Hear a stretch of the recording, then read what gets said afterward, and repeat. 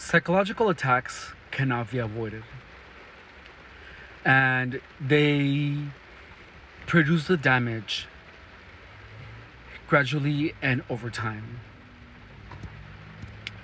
They are completely imperceptible to anyone else except the victim.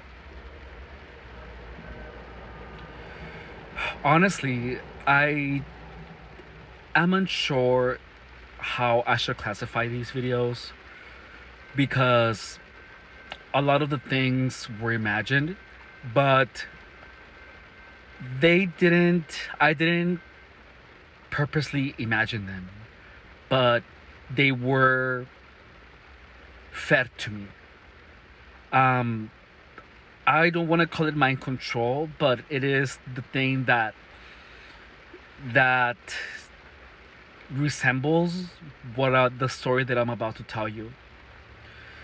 The When I say mind control, I'm not referring to the mind control that you see, that you relate to, how do you say, to tinfoil hats.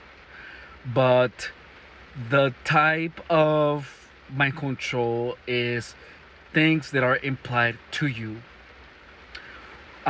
in order for you to think that something is happening that is not happening.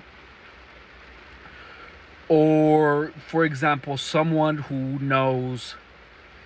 has an incredible knowledge of psychology or of how the workings of the mind, whereas they can speak to you or do some type of manipulation of the environment in order for it to produce a particular effect, such as having you picture things that are unpleasant to you.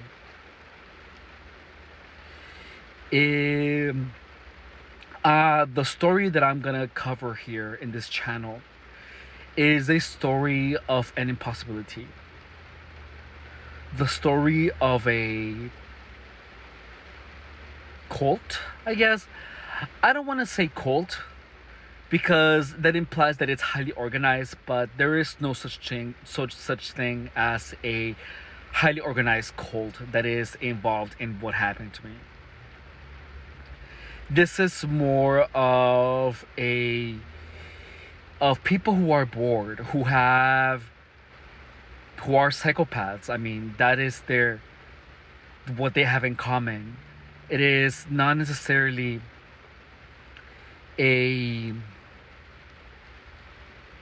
how do you say? It is not necessarily a cult per se, but just a group of people that are sadistic. I'm not sure if sadistic or masochistic is the actual word for it, but they derive pleasure in control and controlling in a sinister manner, somewhat against their will, or pretty much is the destruction of someone's mind, where this person ends up being perceived as crazy by many people. But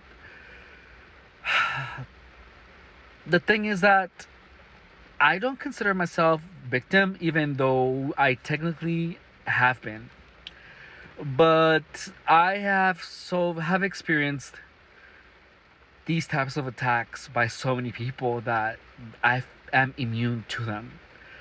And I am going to tell you everything about it. I feel a little bit of fear, maybe, and a little bit of, well, not fear, but a little, well, yeah, I'm slightly fearful, but I mean, whatever, who cares? I am not gonna stop sharing this information because of my fear.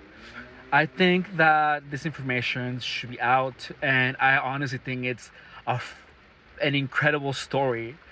I am not gonna curse because of monetization, but I am going to share as much of it. And I do promise to you that everything here is truth. I'm going to share my observations, my expressions, my feelings, everything that has to do with this experience or my experiences with psychopaths. For some reason, psychopaths follow me everywhere, and I feel that since they haven't destroyed me, even though they have had an impact in my life, they haven't psychologically destroyed me. Why? I have no idea. But I have found joy in this because one of the most incredible and impossible experiences that I have personally experienced, like, for a while, I was completely and absolutely sure that this group of people could see what I was thinking. Like, they could see the images and that they could hear my thoughts. There were drugs involved, but I have been high a lot of times, and only until these people began doing sketchy things, I began having these delusions, because that's what they were. They were delusions. They were fantasies that I did not willingly have, but fantasies that were willingly imposed upon me. Okay, I'm gonna stop here because I have things to do, but I want to share everything about this experience with you and my thoughts and expressions about it. All right? So take care and hope to see you soon.